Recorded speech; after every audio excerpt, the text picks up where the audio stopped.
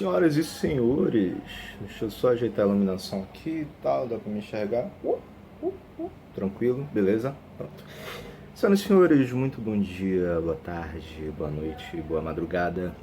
Essa aula é voltada para os alunos do sexto ano do Colégio Alfinísia Freire, a disciplina é História, tá? E depois da gente falar sobre persas, hebreus, Mesopotâmia e o escambau, essa unidade, essa terceira unidade que a gente está começando hoje, a gente vai falar sobre dois dos principais povos que viveram durante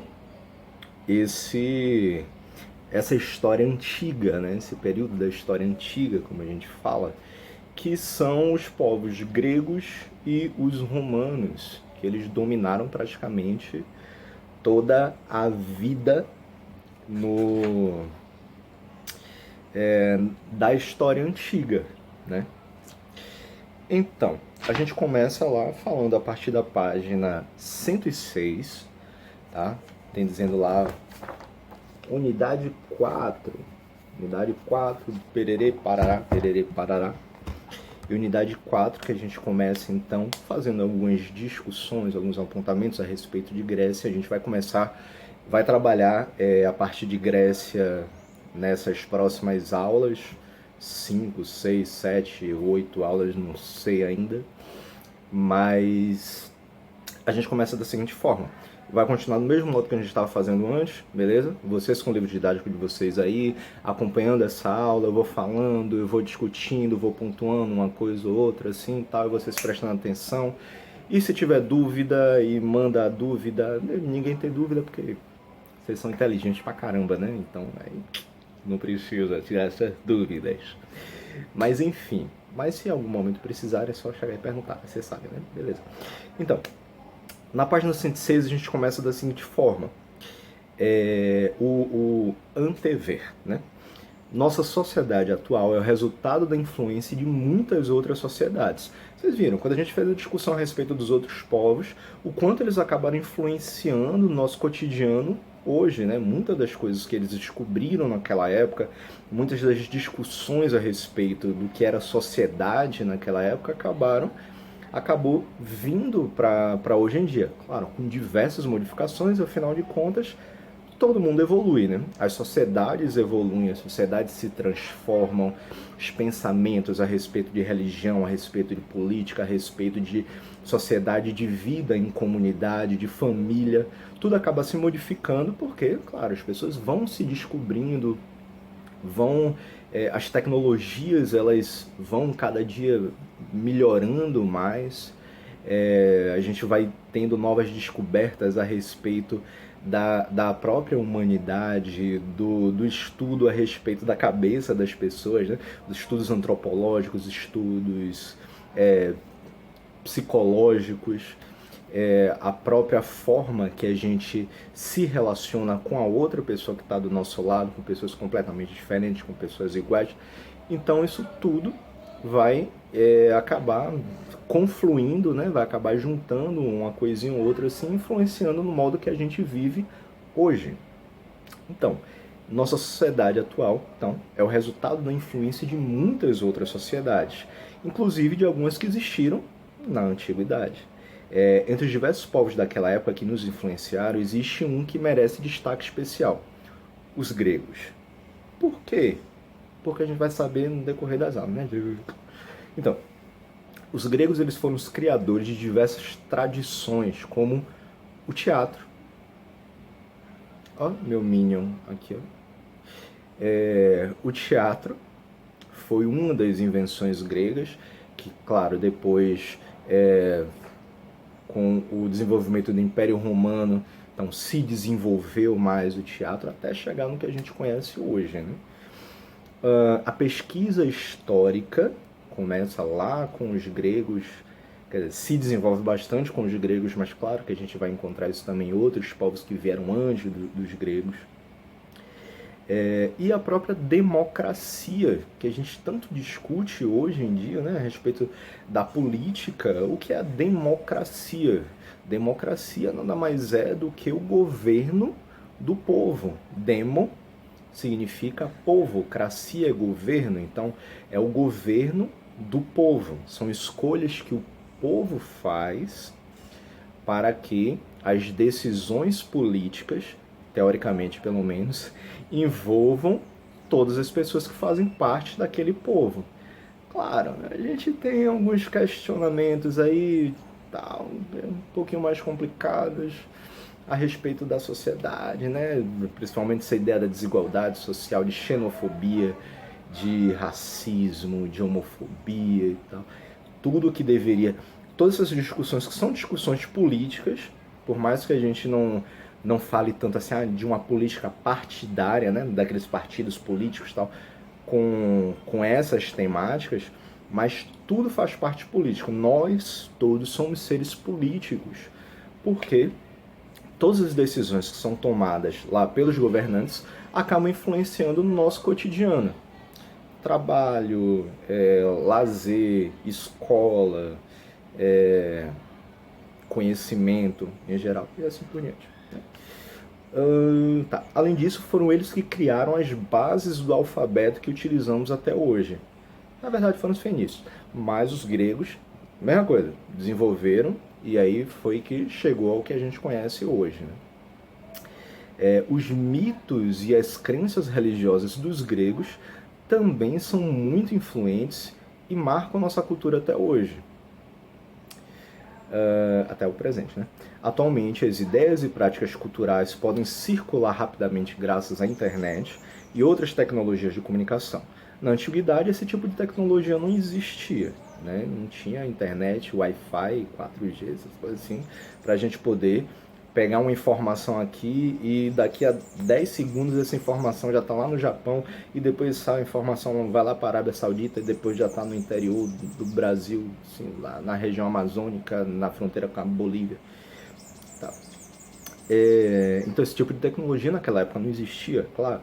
Como você imagina que as tradições culturais gregas se disseminaram entre os povos que viviam em regiões muito distantes? Como é que antigamente acontecia isso? A cultura de um local poderia influenciar na cultura do outro local, sendo que eram locais completamente distantes. A gente vai descobrindo isso ao decorrer dessas aulas. Essas tradições foram preservadas por diversas razões, mas em especial pelo fato dos gregos terem influenciado muitos outros povos da antiguidade com sua cultura. Assim, a cultura grega se espalhou pelo mundo antigo, enriquecendo-se pelo contato com outros povos, e mesmo após mais de 2 milênios, mais de 2.000 anos, continua preservada no nosso mundo. E aí, quando a gente fala sobre trocas culturais, como a gente fala dos outros povos que viveram antes, né, da gente falar da Grécia, os outros povos, eles também tiveram as suas tradições difundidas de acordo com o contato que eles passavam a ter com outros povos, né? Então, os gregos eles tiveram contato com os mesopotâmios, que tiveram contato com os persas, com os hebreus, e essa cultura, essa informação, essas tecnologias, esses conhecimentos, eles foram passando de lugar em lugar. Uma pessoa que está lá na Grécia, que tem um determinado conhecimento, ele vai andando um pouquinho, vai para um local um pouco mais distante, ele se encontra com um mesopotâmio, digamos, e aí ele vai passar aquele conhecimento adiante, mas também vai pegar um pouco daquele conhecimento dos povos mesopotâmios, e aí quando ele voltar para a Grécia, ele vai ter dois conhecimentos, vai ter o grego e o mesopotâmio, então ele já vai voltando para a Grécia difundir também aquele conhecimento. Então essas trocas culturais, essas trocas de informações, fez com que essa cultura grega, fez com que as culturas em geral, de vários povos diferentes, pudessem entrar e influenciar sempre um pouquinho cada local que novas pessoas se encontravam. Assim como a cultura grega, qualquer cultura pode se enriquecer quando entra em contato com outros povos. Você conhece práticas ou atividades culturais que se enriqueceram pelo contato com outras tradições? Claro, a gente vive no Brasil. O Brasil, a gente teve uma multiculturalidade, digamos assim. São várias tradições de diversos povos diferentes que acabaram se juntando. Ainda que tenha sido de uma forma um tanto quanto violenta, né? Uma tentativa de apagamento da própria cultura indígena, da própria cultura africana, mas eles conseguiram manter isso um pouco aqui e se misturou com as culturas e tradições europeias, de portugueses, de espanhóis, de holandeses, de franceses, italianos. Quando chegaram no Brasil, eles trouxeram a sua cultura, trouxeram suas tradições e acabou se misturando com a cultura que os africanos, quando eles foram escravizados, foram trazidos para cá para o Brasil, escravizados, eles buscaram manter, e eram diversos povos da África, né? Culturas diferentes dentro da África, mas quando chegaram aqui se colocou todo mundo junto. Então essas culturas também se misturaram e o contato com os indígenas também fez com que se misturasse ainda mais essas culturas. Então é por isso que a gente pode falar que essas práticas ou atividades culturais elas foram enriquecidas, foram se agregando, entrando em comunhão pelo contato de diversas tradições diferentes. E a gente começa lá na página 108, capítulo 11, né? Na página 108 fala sobre mitos e práticas sociais na Grécia Antiga. E aí, o que é que a gente fala aqui? Você já ouviu falar dos Jogos Olímpicos dos povos indígenas? Jogos Olímpicos todo mundo já ouviu falar, né? Olimpíadas de Atenas, Olimpíadas do Rio de Janeiro, Olimpíadas de Tóquio, era de Tóquio, né? Que ia acontecer esse ano, mas por conta da pandemia acabou indo para o ano que vem, e olhe lá, né? A gente não sabe ainda se vai rolar ou não. Mas os povos indígenas aqui no Brasil também eles têm a sua própria Olimpíadas, bem diferente das Olimpíadas do mundo, assim, né? Mas os chamados Jogos Mundiais dos Povos Indígenas, JMPI, ou Olimpíadas Verdes, por que será que é verde, né? Realizam-se no Brasil desde 1996. Seus idealizadores são os irmãos Carlos e Marcos Terena, lideranças que dirigem o Comitê Intertribal Indígena. São diversas tribos diferentes no Brasil que se juntam e fazem essas Olimpíadas. E aí, claro, eles vão ter aí diversas atividades diferentes, né, para se fazer. Os objetivos dessas Olimpíadas são fortalecer a autoestima dos grupos participantes, promover as diversas manifestações culturais e o intercâmbio cultural entre índios e não índios, e utilizar o esporte como instrumento de integração e interação de valores das diversas etnias do Brasil e do mundo. Tem a participação também de outros povos indígenas, mas isso acaba acontecendo principalmente com outros povos da própria América do Sul, né? Que é um pouco mais difícil a gente vir pegar os indígenas de outros continentes para poder fazer isso, né? Mas então há essa promoção de diversas manifestações culturais e o intercâmbio cultural, assim como as Olimpíadas gerais, né, como a gente conhece, elas também acabam servindo como uma forma de intercâmbio cultural. Você vê a festa de abertura das Olimpíadas, né, que há diversas apresentações culturais, o pessoal tem as músicas, tem as roupas, como eles se vestem e tal, tentando trazer um pouco da cultura de cada local, de cada país. São considerados os jogos mais democráticos do mundo. Ó, democracia de novo. Por que são jogos mais democráticos? Porque se democracia a gente fala sobre povo, fala sobre população, quando a gente diz que são jogos bastante democráticos, é porque você tem uma representação de diversos povos pelo mundo inteiro. Então,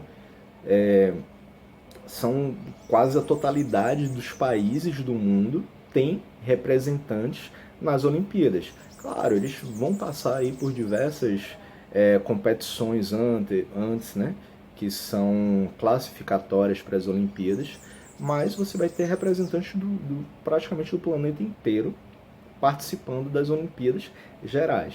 Já as Olimpíadas indígenas, dos povos indígenas, né, essas Olimpíadas verdes, você vai pegar representantes do mundo que são de povos indígenas. E aí a gente tem arco e flecha, canoagem, cabo de guerra, olha que massa, cabo de guerra, corrida de tora, professor, como assim? Olha a imagem aí na página 108, a galera carregando uma tora de madeira assim nas costas, enorme, tem um peso específico, é um carregamento de peso, né? Um peso específico, o cara vai levando lá e tal, cansou, passa pro coleguinha do lado ali, ó, bota a tora nas costas e tamo ali, corrida. Lutas corporais e zarabatana. Zarabatana é aquele, é como se fosse um tubo, né, que você vai soprar nesse tubo a uma distância um dardo, uma espécie de dardo, né? Para ver e tal. Com a zarabatana você vai tentar alcançar um determinado alvo, como se fosse um arco e flecha também. Então você vai tentar alcançar aquele alvo, né, a uma distância considerável e tal. Então tudo isso faz parte da cultura indígena, do cotidiano desses povos. Realmente a zarabatana ela é utilizada, aqui nesse caso específico, ela vai ser utilizada como uma modalidade esportiva, mas eles se utilizam disso no próprio cotidiano deles, né? De repente para defesa, aí eles colocam nesse dardo, né? Algum veneno, então alguma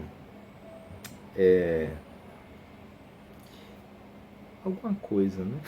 Para poder adormecer. Eu esqueci o nome, mas vocês estão entendendo, né? E, tipo, vão caçar um determinado animal. E aí eles vão banhar aquele dardo com algum produto específico lá, tirado das matas mesmo, que aí vai chegar e vai dar sonolência no bichinho lá, para eles poderem caçar. Então, para matar alguém, tá, um invasor das terras lá, ele joga zarabatana, pega bem no pescoço, o cara cai duro assim, dane sacana, ficar invadindo meu território aqui, tem que levar porrada mesmo. Mas enfim, são algumas modalidades que fazem parte desses jogos, os quais estimulam práticas cooperativas, de comunidade, da galera conjunta, e de confraternização entre seus participantes, tá? E aí, pronto. As Olimpíadas no passado e no presente. Foi na cidade de Olímpia que os antigos, e por isso que se chama Olimpíadas, né? Porque surgiu em Olímpia, na Grécia, que os antigos jogos se desenvolveram de forma organizada e com grande número de participantes, atraindo também competidores de outras cidades gregas. Eles passaram a ser conhecidos por Jogos Olímpicos, né? Vem Olímpia, Jogos Olímpicos, né? Entendeu? A fonte histórica mais antiga que se conhece sobre essa competição é uma inscrição em pedra datada do século 8 antes de Cristo. Então, lá no ano de 700 e lá vai chapéu de vara, né? Antes de Cristo. No qual há o registro de uma trégua de guerra para que fossem realizadas as Olimpíadas. Uma trégua? Sim, os Jogos Olímpicos, eles simplesmente, a galera que estava batalhando entre si, fala assim, opa, vamos participar de uma competição, tá ligado? Então, vamos parar essa briga aqui agora, para que role essa competição, tá? Depois que as Olimpíadas acabarem, depois que esses jogos acabarem, a gente volta a tacar a porrada em todo mundo. Mas, nesse momento, vamos fazer a paz e o amor. Naquela época, os gregos interrompiam qualquer atividade, até mesmo uma guerra, para participar delas. Os vencedores dedicavam a vitória aos deuses, ganhavam como um prêmio uma coroa de louros e eram recebidos como heróis em suas cidades. Até hoje há os vencedores, pessoas que participam das Olimpíadas, principalmente os medalhistas, né? Ouro, prata e bronze, e eles, quando voltam para os seus países, são agraciados, são recebidos pelos braços do povo, né? E algumas categorias. O estádio, que é uma corrida de 192 metros. A corrida equestre, que é a cavalo, né? O pugilato, que é a luta, que hoje em dia a gente conhece mais a luta greco-romana, que ela surgiu através justamente dessa junção do pugilato de antigamente. Os oplitódromos, vamos lá, falem oplitódromo. Os oplitódromos, que eram corridas em que atletas usavam elmo, escudo e caneleira. Era tipo a corrida com peso no corpo, né? O tetripon, corrida de quadrigas, veículos puxados por 4 cavalos. Era como se fossem bigas, né? Que são uns carrinhos abertos, né? Que o pessoal fica em pé nele, com a rédea no cavalo, o cavalo correndo e você lá correndo. Era corrida de cavalo, né? Só que ao invés de ser montado num cavalo, era nessas quadrigas, porque eram 4 cavalos. Quadriga, né? Quadra. Entenderam, né? Entendeu? E o pentatlo, que é a combinação lançamento de dardo e disco, salto em distância, corrida e luta. Hoje a gente tem um pentatlo moderno que tem algumas modificações, né? Já não tem mais a luta, por exemplo, a natação, né? Mas tem um lançamento de dardo, lançamento de disco. Eles vão fazer uma pontuação no geral para ver quem sai o vencedor, né? As Olimpíadas atuais, realizadas a cada 4 anos, com atletas de diversos países do mundo, pretendem simbolizar a união entre os povos, além de destacar a capacidade dos atletas. Essa união está representada na bandeira olímpica, composta de 5 arcos interligados. Todo mundo já viu o símbolo das Olimpíadas, né? São aqueles 3 arcos superiores, aqueles 2 arcos inferiores, cada um de uma cor diferente, todos interligados entre si, há elos entre si, entre eles, né? Que é a representação de cada continente. O continente europeu, representado pela cor azul, o continente asiático pela cor amarela, o africano pela cor preta, a Oceania pela cor verde e a América pela cor vermelha. Mas, aí, claro, diferentemente de como acontecia os Jogos Olímpicos, os primeiros Jogos Olímpicos, né, em que eles paravam tudo, paravam até mesmo as guerras para poder participar, para que houvessem os Jogos, tiveram 3 ocasiões que os Jogos Olímpicos eles foram cancelados. Em 1916, em 1940 e em 1944. Esses 3 anos foi por conta, 1916 da Primeira Guerra Mundial, 40 e 44 por conta da Segunda Guerra Mundial. Então, para vocês verem a situação que a gente vive hoje com a pandemia, que é algo tão preocupante, tão pesado, tão complicado, apesar de que a gente ainda tem alguns líderes mundiais aí que falam, é só uma gripezinha, tá ok? Que falam as besteiras assim, mas é algo tão grave, a pandemia que a gente vive, que essa é apenas a 4ª vez que temos o cancelamento, no caso o adiamento dos Jogos Olímpicos. As outras 3 anteriores foram por conta de guerras que envolviam diversos países no mundo. Essa é apenas a 4ª vez que há o cancelamento, que há o adiamento desses Jogos Olímpicos por conta da pandemia, que aí já vitimou, que já matou quase 1 milhão de pessoas no mundo inteiro e que já temos mais de 40 milhões de pessoas infectadas, né?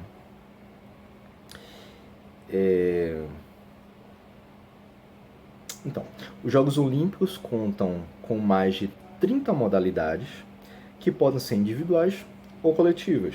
Atualmente a premiação contempla os 3 primeiros colocados com as medalhas de ouro, prata e bronze, normal, respectivamente. Em 1952, olha que massa, a gente fala de inclusão. 1952 foram criados os Jogos Paralímpicos, dos quais participam atletas com algum tipo de deficiência física e ou mental. é a ideia de inclusão, que essas pessoas elas podem também participar de competições. Não é verdade? É verdade. E na página 110, a gente fala, temos Olimpíadas também de conhecimento, não é somente de atividade física não. Olimpíadas de conhecimento, que aqui a gente na página 110 fala da Olimpíada Brasileira de Matemática, por exemplo.